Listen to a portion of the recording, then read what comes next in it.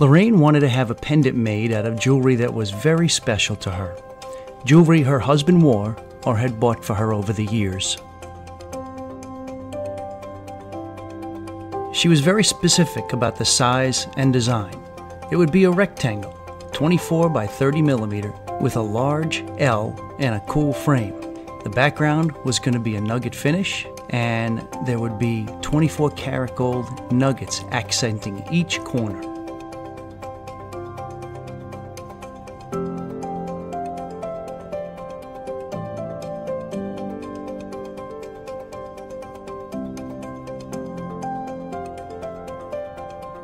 The diamond from her engagement ring would sit in the bottom loop of the L. The diamonds from her wedding band would be set in the rest of the L. Hey, looks like we made this piece in October.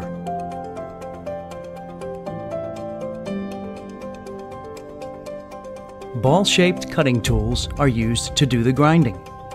The files and saws and other tools used here are specially made for wax carving, so the tools don't gunk up.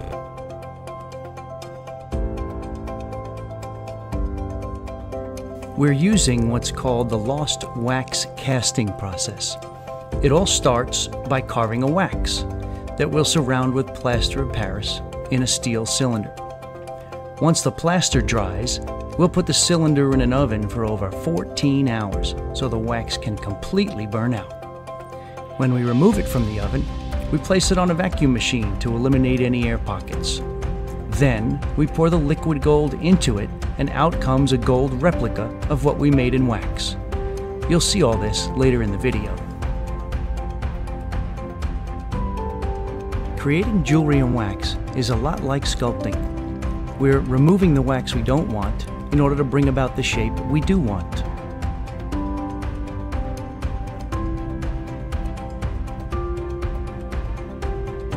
We place the diamonds where we want them and heat them just enough to melt the wax. This holds them in place while we continue working.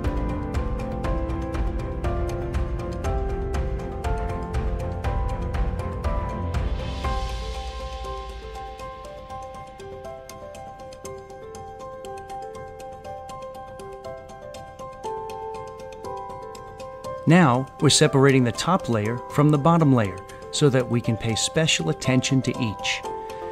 If we were to skip this step, we would have a lower quality piece because our lines wouldn't be crisp and our designs wouldn't be uniform.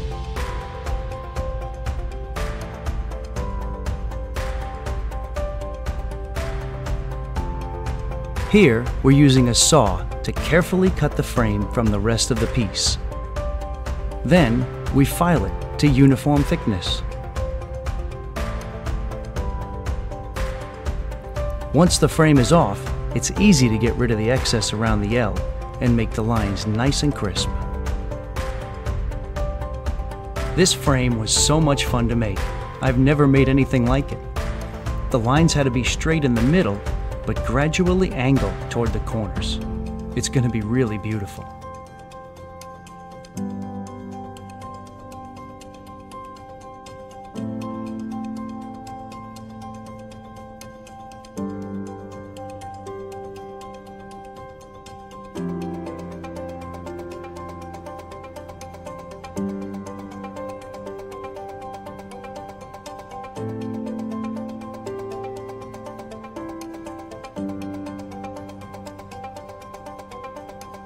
Lorraine wanted the background to have a nugget finish, so we'll add that special touch before reconnecting the L.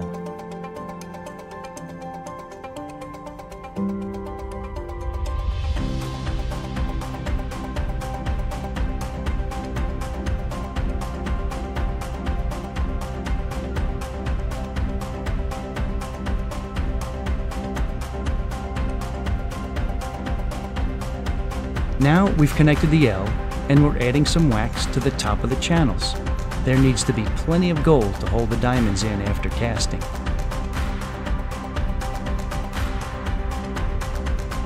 While casting, we hold a saw in one hand to prevent the gold from overshooting the flask.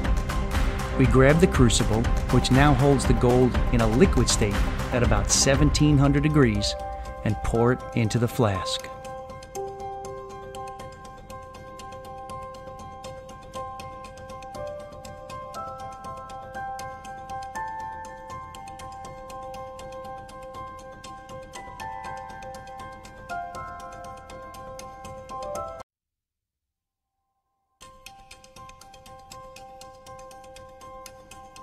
The castings came out great, so it's time to drill the holes behind the diamonds.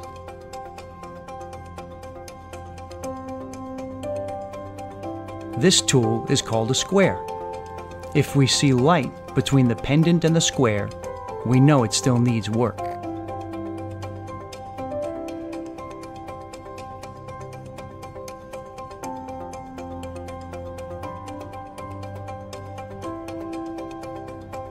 We've drilled a hole in each corner of the frame and glued it to the bottom piece so we can mark the bottom piece for drilling. I'll explain why later.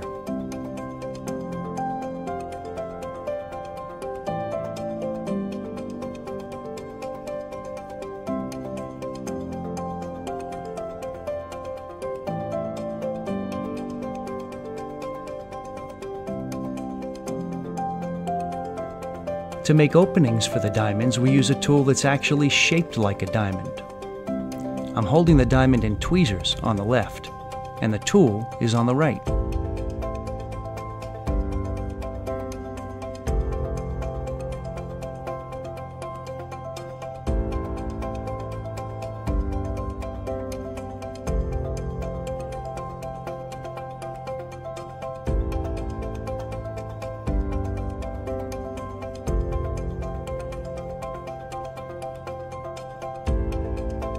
Here, we use a tiny jackhammer to tighten the diamonds.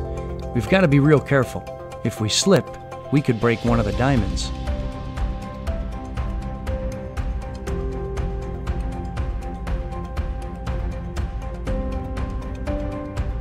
There's only one way the holes on the frame line up with the holes in the bottom piece, so we've marked each piece in the same spot with nail polish.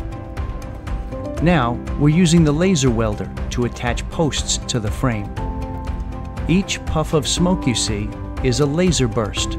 It's actually melting the gold wire to the gold frame. It's my favorite tool.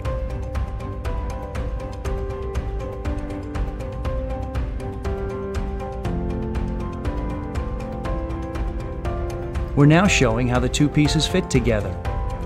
If we would have just welded the frame to the other piece without all the fuss of adding posts and drilling holes, it would be very messy where the two meet.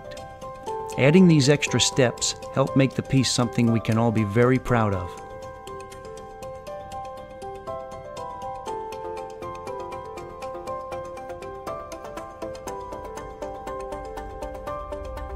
We're back in the laser now, welding the other end of the posts to the back of the piece.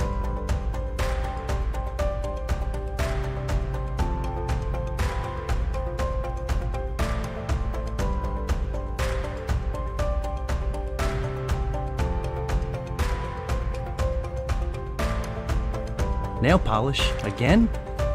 Lorraine wanted the L and the outside edge to be white gold so they would stand out. She didn't have any white gold, so we have to plate them white. Everything we don't want to turn white must be covered with nail polish.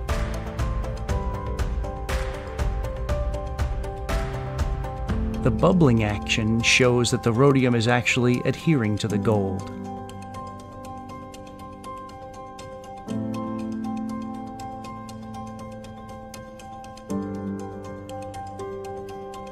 The final touch was to empty the 24-karat gold nuggets from Lorraine's old pendant and weld them to the corners of the new pendant.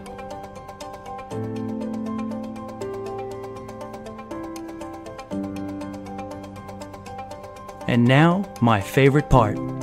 After all that hard work, drum roll please,